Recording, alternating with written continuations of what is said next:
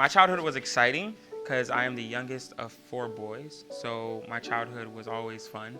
A lot of fighting, a lot of bickering, a lot of good times. I grew up the youngest, like I said, of four boys. So we had a good time together. When we weren't arguing with each other or bickering back and forth, we enjoyed each other's company. And my mother raised us to always stick together. So that meant we never would fight each other, but fight for each other. So that was our goal. That's how our mother raised us. So my childhood was good because of that reason. Fondest memory. When my uncle got drafted to the NFL. I think I was about 4 years old at the time, and we had his draft party at the University of Miami. That's the college he was attending at the time. And I remember when he got the phone call, I was actually sitting on his lap, and it was just a memory that I'll always have because all my family was there. We were all celebrating together, and it was just a good time. Officially, countries have reported nearly 5.5 million COVID deaths, but the World Health Organization estimates the overall toll is nearly 3 times higher. When the talk of COVID started, I was a senior in high school, like most of us. When the talk started, it was, I'm not gonna say difficult, but it made us kind of sad because we had worked so hard to get to our senior year, and there were things we wanted to enjoy about our senior year. Like, of course, the grad bashes and the proms and things like that. Like, those are things we wanted to enjoy. So when the talk started about COVID-19, of course, it was a little scary, but it was also kind of sad for us because we were like, maybe we won't get to enjoy those things, because as soon as the talk of COVID started, the talk of possibly shutting down school started as well.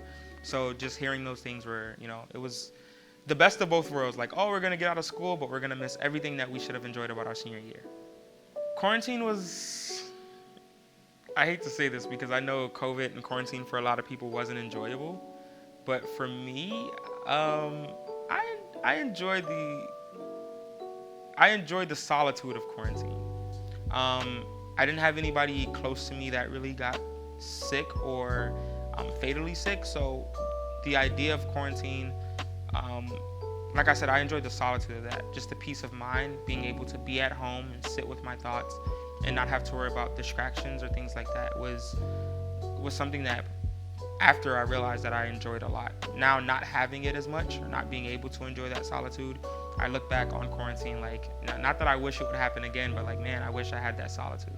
That time was hard. Not being able to be around family was a big one.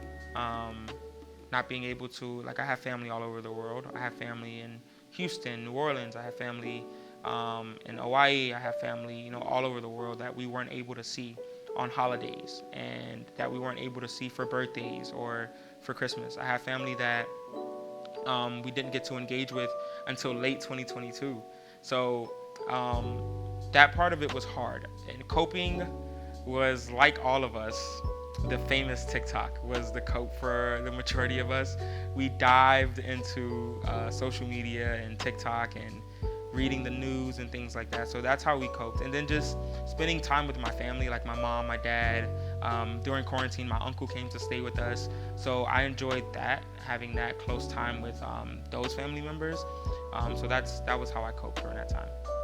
That was difficult because you were so used to being alone and not interacting with people, and then at the same time it was getting used to the mask thing, like wearing a mask in public and having to try to be personable with people, and you have a mask on, and getting used to having to use hand sanitizer at every single stop, or making sure that you're not getting too close to people or staying 6 feet apart, or just making sure you're following the rules that COVID-19 gifted us in a way was very difficult. So coming back into the real world after being in quarantine wasn't an easy thing, and especially coming back to college, that was extremely hard.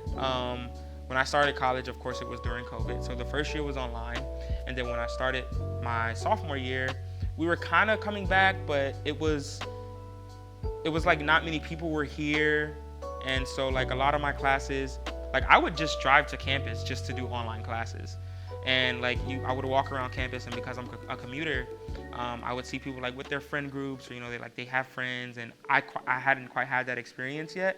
So it was hard to be here and kind of like I felt like alone kind of, which is weird because I wanted the solitude in quarantine, but when we came back into the real world and it was like, this is like technically my first year of college because my first year was online. So it was my first year back on campus and I knew nobody. So it was really hard to like get to know people, and because you have the mask on or because of the rules that COVID gave us, you didn't know if you wanted to interact or talk to people because you didn't want people to like feel weird about, talking to you or being close to you or whatever. So it was hard for those reasons.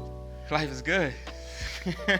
No, seriously, life is good. I have nothing to complain about, or my granddad always says he smiles every day because there's nothing to be sorrowful for, and I kind of try to live by that. Like, there's really nothing to be sorrowful for. So I've kind of grown to this place, especially after COVID, right, where I feel like no matter what happens, and I think also religion plays a big part in how I feel about this question. So in my opinion, I feel like no matter what happens, no matter what takes place in my life, if I control it or if I don't control it, if it's something I did or I didn't do, something that I could have done better, no matter what it is, God is in control of it. So I try my best to lean into that, and I have nothing to be sorrowful for.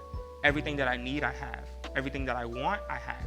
So I lean into that, and that's what I try to keep my mind on to keep me going. And after COVID, I really leaned into that because so many people lost their lives. So many people died. So many people have never been the same. There's people who still is on a respirator. There's people who still can't breathe. So I think that's what made me be so appreciative for the things that I have now. And so I lean into that.